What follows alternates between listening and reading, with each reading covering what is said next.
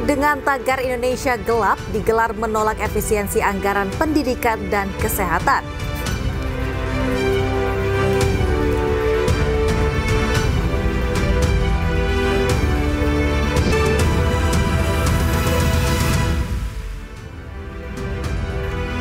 Selamat malam pemirsa, Jembatan Mahakam di Samarinda, Kalimantan Timur ditabrak kapal tongkang.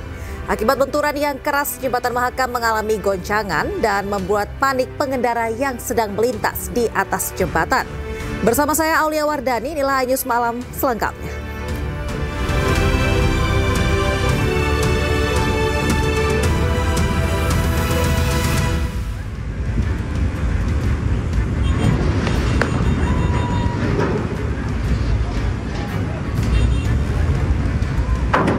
Sebuah kapal tongkang bermuatan kayu menabrak pilar jembatan Mahakam Samarinda, Kalimantan Timur. Kapal tongkang ini diduga tak kuat menahan derasnya arus saat ditarik dengan kapal tugboat. Tongkang tak bisa dikendalikan hingga akhirnya membentur pilar ketiga dan kedua jembatan Mahakam.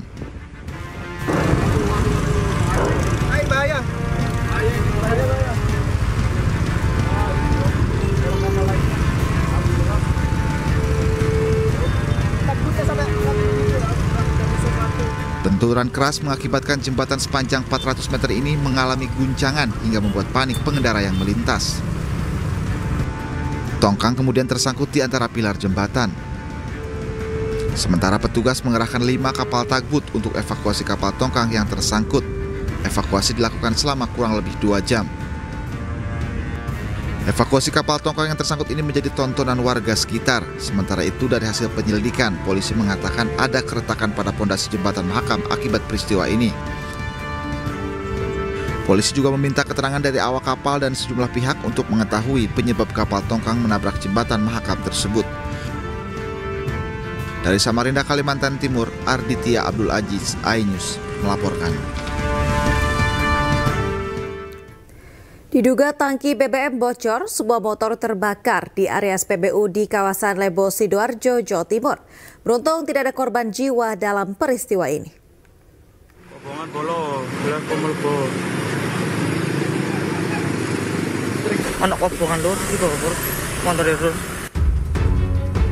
Api menghanguskan sebuah sepeda motor di area SPBU kawasan Lebo, Sidoarjo, Jawa Timur.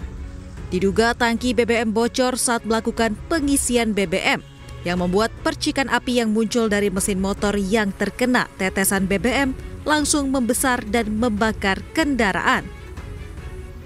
Meski tidak ada korban jiwa dalam peristiwa ini, namun besarnya api sempat membuat panik karyawan dan warga di sekitar SPBU. Tak hanya itu, arus lalu lintas di depan SPBU juga sempat tersendat karena sebagian pengguna jalan yang berhenti untuk menyaksikan kebakaran. Dari tetesan BBM. Tetesan bensin ya? Sepeda motor apa itu? Thunder. Oh, Thunder, sepeda motor laki? Iya.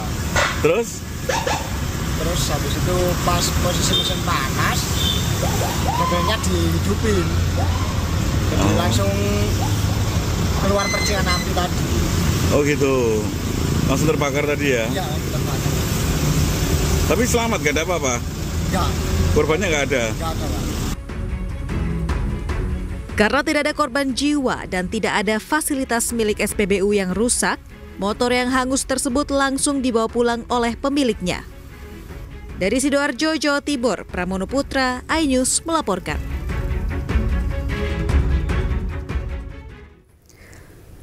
Seorang lansia di Kabupaten Ngawi mengalami kejadian tragis saat ditinggal anaknya berobat ke rumah sakit.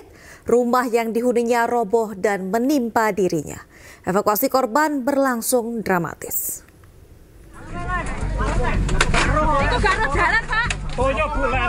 Inilah video amatir warga saat rumah milik Suparmi, nenek berusia 70 tahun, warga Dusun Tawang, Kabupaten Ngawi, Jawa Timur, ambruk lantaran lapuk dimakan usia. Evakuasi sang nenek berlangsung dramatis. Sejumlah warga dan banser yang berada di lokasi berusaha mengeluarkan sang nenek dari dalam reruntuhan material bangunan yang terbuat dari kayu. Mbah. Korban yang tinggal sendirian selamat, hanya mengalami luka memar pada bagian kepala dan tubuhnya. Menurut tetangga korban hendak ke kamar mandi untuk wudhu. Tiba-tiba rumah ambruk menimpa korban. Mbahnya mau mandi, mau wudhu, mau sholat zuhur, terus tahu-tahu rumahnya roboh. Nggak tahu, nggak ada angin ya? Tahu roboh, mungkin sudah lapuk sama anaknya. Tapi anaknya tuh sakit di rumah sakit umum. Lagi di rumah sakit. Ya. Kondisi mbahnya gimana sekarang? Sekarang ya nggak apa-apa. Nggak apa-apa ya, mungkin kaget apa ya? Gimana. Kini korban sementara tinggal di rumah anaknya, sedangkan untuk membangun rumahnya kembali, korban tidak memiliki uang. Dari Ngawi, Asfi Manar, iNews melaporkan. Pengacara Razman Arif Nasution dan Firdaus Oiwobo mendatangi gedung Mahkamah Agung untuk menyampaikan permohonan maaf kepada Ketua MA Sunarto Senin siang. Permohonan maaf disampaikan usai kasus kegaduhan sidang di Pengadilan Negeri Jakarta Utara. Pengacara Razman Arif Nasution dan Firdaus Oiwobo mendatangi gedung Mahkamah Agung pada Senin siang. Keduanya datang dengan maksud untuk menyampaikan permohonan maaf kepada Ketua Mahkamah Agung Sunarto sebagai tindak lanjut dari teguran keras yang diberikan oleh Dewan Etik Dewan Pimpinan Nasional DPN Pradi Bersatu atas kasus kegaduhan sidang di Pengadilan Negeri Jakarta Utara.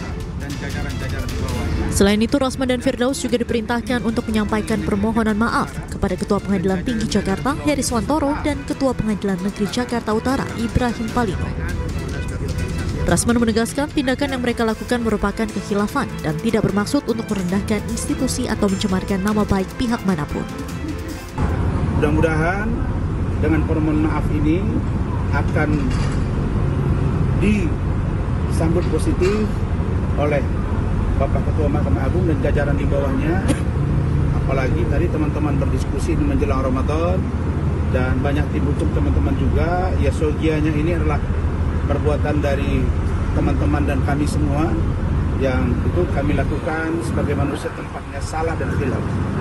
Dan karena ini adalah sebuah kekhilafan, kesalahan yang tentu tidak ada maksud untuk merendahkan satu lembaga dan atau penguasa, apalagi memfitnah atau mencemarkan.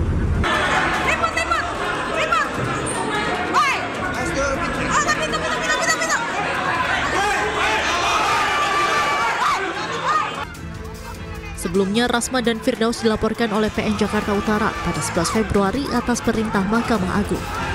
Razman dan Firdaus diduga melanggar pasal 335 tentang perbuatan tidak menyenangkan, pasal 207 tentang penghinaan terhadap penguasa atau badan hukum di Indonesia, dan pasal 217 tentang kegaduhan di ruang sidang. Dari Jakarta, Tim Liputan iNews melaporkan.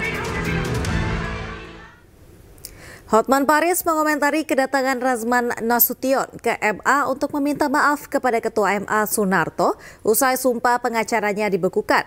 Menurut Hotman, perbuatan Razman tak termaafkan dan tidak bisa diterima MA. Ia pun meyakini jika karir Razman sebagai pengacara telah berakhir.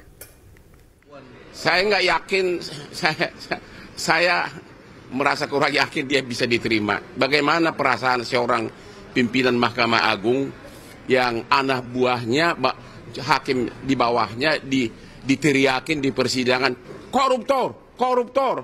Dan itu di persidangan dan diketok-ketok mejanya. Jadi dia sudah sadar bahwa sudah berakhir karir dia karena ada dua hal yang paling penting.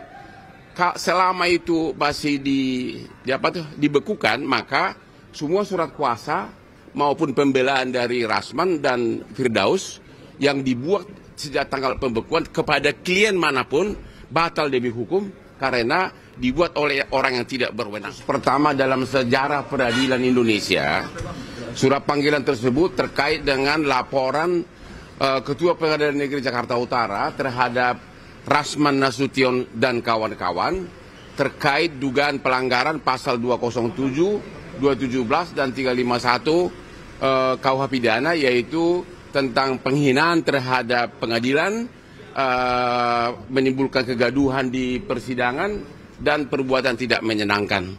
Ini adalah yaitu terkait dengan ucapan teriakan-teriakan dari Razman di dalam ruangan pengadilan yang mengatakan ke depan hakim di meja hakim sambil mukul-mukul meja mengatakan kepada hakim, koruptor,